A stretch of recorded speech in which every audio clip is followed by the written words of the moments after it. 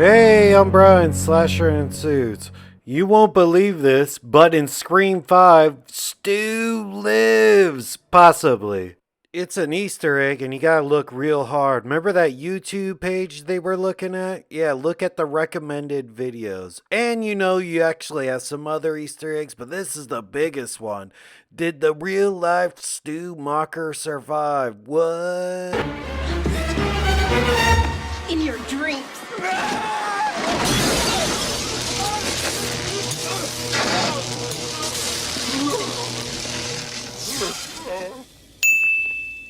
I always wanted Stu to survive this, because Stu's like my favorite Ghostface killer. He's got the personality and everything. And what? A TV fell in his face. I mean, people have survived crazier things, especially in horror movies. Remember how they showed the flamethrower inside the trailer? Ah, man, they fooled us. Well, that was supposed to be like a stab movie. That was what they're watching on YouTube. But the directors just came out and said, yeah, Matthew Lillard cameoed as that guy. Oh, man, crazy. I mean, it's not his arm, I don't think, because that's some tricep meat that, Matthew Lillard doesn't have.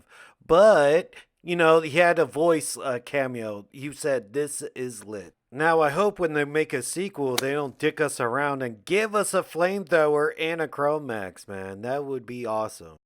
And this might lead into something about Dewey, a revelation. Like, right? I had Dewey dying, and everyone goes, well, Amber had to kill Dewey because Richie was actually in the elevator at the time with Sam. And they also go, like, that person is almost as tall or maybe even taller than David Arquette or Dewey. So, how does that make sense? It makes perfect sense if Stu was the secret third killer that they didn't know about. Oh man, I don't know how much I would come if I heard that this is true. Either it was Amber up until she got shot and then Stu took her place, or it was just Stu the whole time in there. And it makes perfect sense. Like, Stu would want to kill off the legacy character of Dewey. And if you're doing a sequel, right? Sydney's already in town. Dewey's got to have a funeral. You got to have it like back-to-back nights. Almost like how Halloween Kills. The night keeps on going. Or the following week, right? Like, Dewey's got to have a funeral and they got to release his body. So it's up to a week. So you got like a week of Sydney still in Woodsboro. Take advantage of that. They could even get a call right at the moment Scream 5 ended.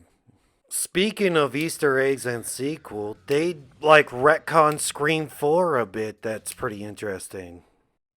Alright, it's very blurry and everything, but it says interview with Woodsboro survivor Kirby Reed. Kirby lives. This is making a move.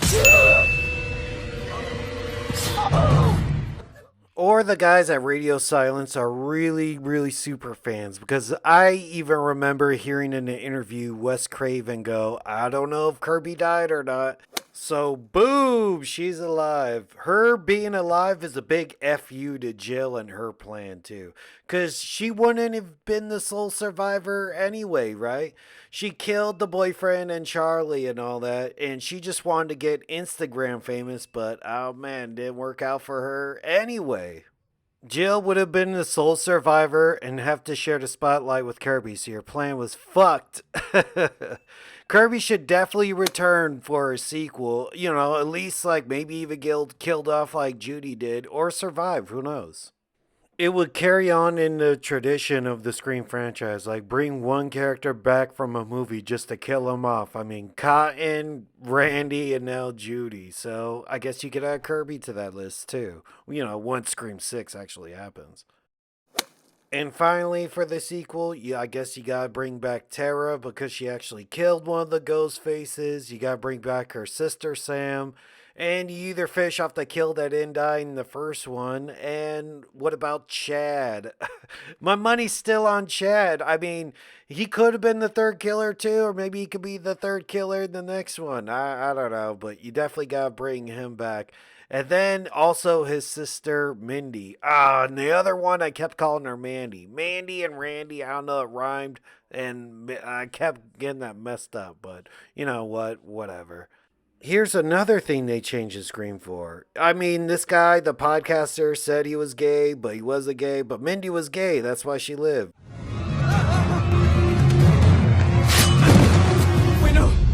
You can't. There's rules. I'm gay. I'm gay. I mean, if it helps. I guess it did help to be gay, because Mindy was really gay. Not just saying she was gay, she made out with a woman and everything. So she lived, the other guy didn't, so he died. Thanks for watching. I still got some more Scream content to come at you. Maybe some more sequel ideas. All the best kills from all the Scream franchises. A whole total franchise count once the footage comes out. And all that. So follow me on all the things and catch you dudes later. Later, dudes.